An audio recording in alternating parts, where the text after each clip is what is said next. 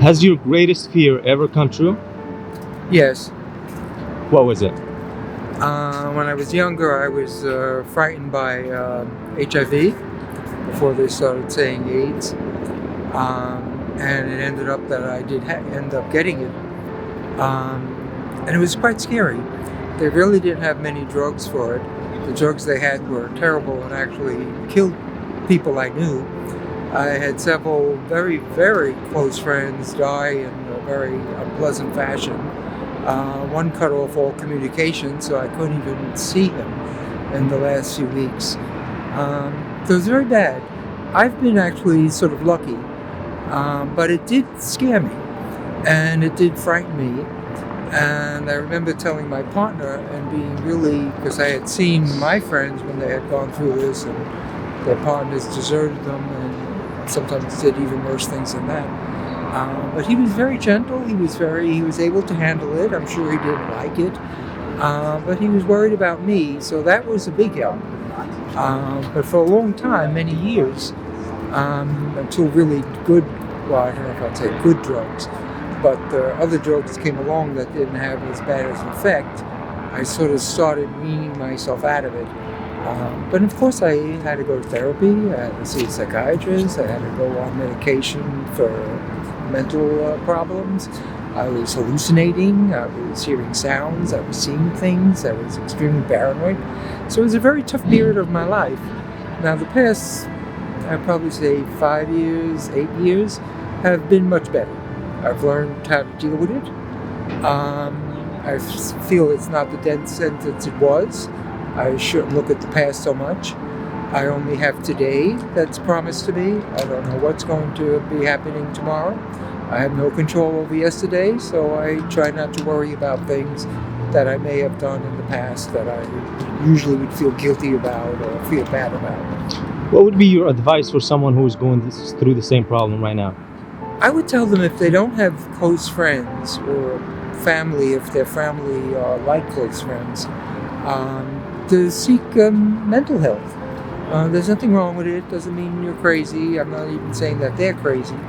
But, you don't have to see a psychiatrist. You don't have to get on medication if that's not what you need.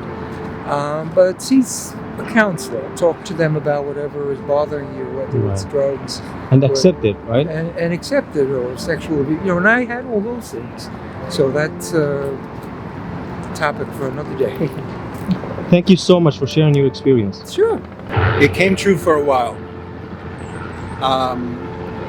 It comes right to mind. I'm a singer in choruses here in Manhattan and in Brooklyn.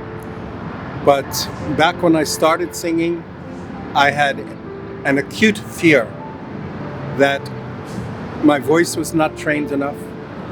I couldn't read music fluidly enough, and that maybe I was going to be a failure if I joined my first chorus and took a chance.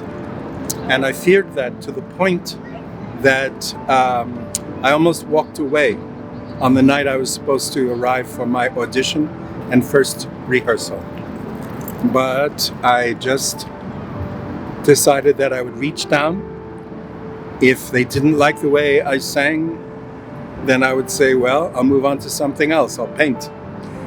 But I found that when I went in there, I was accepted in the audition, and the support of the fellow singers around me during my first rehearsal swept my fear away and let me realize that even if I wasn't a perfect singer yet, I would improve and become as good as the altos and the basses who were surrounding me. So that's my story. That's amazing. Thank you so much for sharing this. Sure. Yeah, it definitely has, and I find it coming true pretty often. Like, my greatest fear is finding myself in a situation where someone I really love, I'm invested in them, that I've, that like part of my world is built around them, for them to just fail me in some way. And betrayals happen sometimes, like a friend lets you down because they weren't thinking, they weren't being considerate.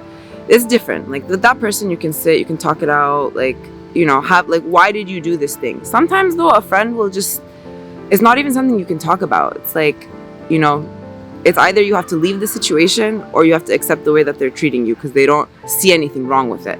I think that's it. I think, now that I'm talking about it more, it's having such a fundamental difference of like how it's okay to be treated by someone you love. Like when they can't see that they're hurting you. And I think that's the most hurtful thing. Going into relationships now, Yeah. do you have fears of being betrayed or cheated on, or kind of investing so much emotions and time to just finally at the end finding out that it wasn't really worth it? For sure, for sure. I mean, honestly, I feel like given my experiences, I'd be stupid not to kind of be nervous about that. Like, it can only happen so many times before, like, maybe I should expect this. But I don't know. Right now, I'm still trying to navigate, like, am I doing something wrong that I keep finding myself in this situation? Is it just the name of the game? Like, if you make, big risks, big payoffs, like, you're just very vulnerable, you're likely to get hurt. I don't know what it is, but yeah, I definitely find myself having that fear moving forward. Like, am I going to end up in a situation where I end up like deeply hurt by someone who's just not in it with me in the way I thought? Thank you so much. Yeah. My greatest fear, well, I was a teacher for 13 years, and then during COVID, I decided to transition and become a full-time performer. So in some ways lately, I've been dealing with a lot of those fears from going from stability to uncertainty within my field. I wouldn't say it's like, it's something like that I brought upon myself to try to transition and go to this next level of what I'm trying to do. Right. So there are a lot of fears, like it's not like a big fear, but it's like it's a uncertainty. Uncertainty, yeah. Yeah, and that's a consistent uncertainty. So, And you are in the middle of transitioning now?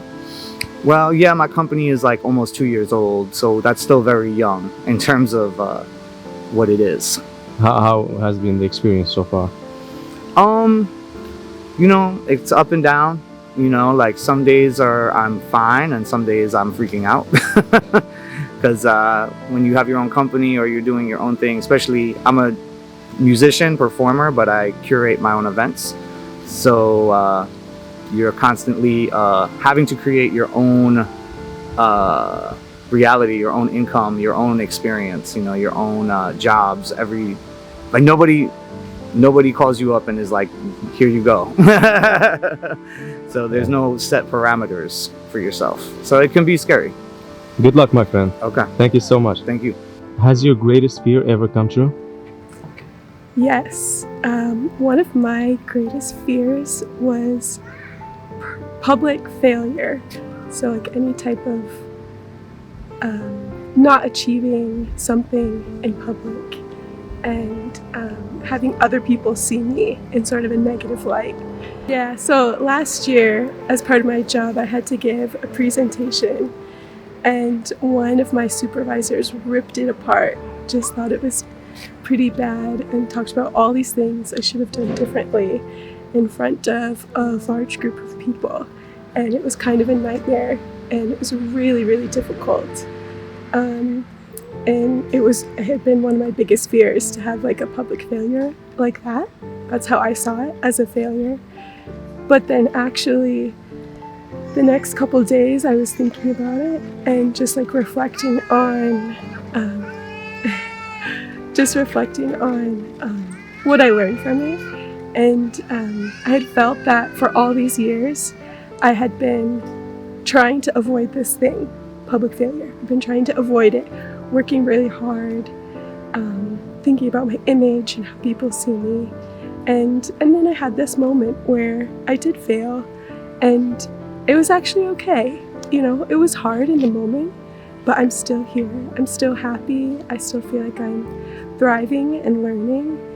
And so I think I learned that I could survive this thing that I saw as sort of the worst thing. And in sort of a weird way, it was kind of empowering, and it made it a lot less scary. Thank you so much. You're welcome.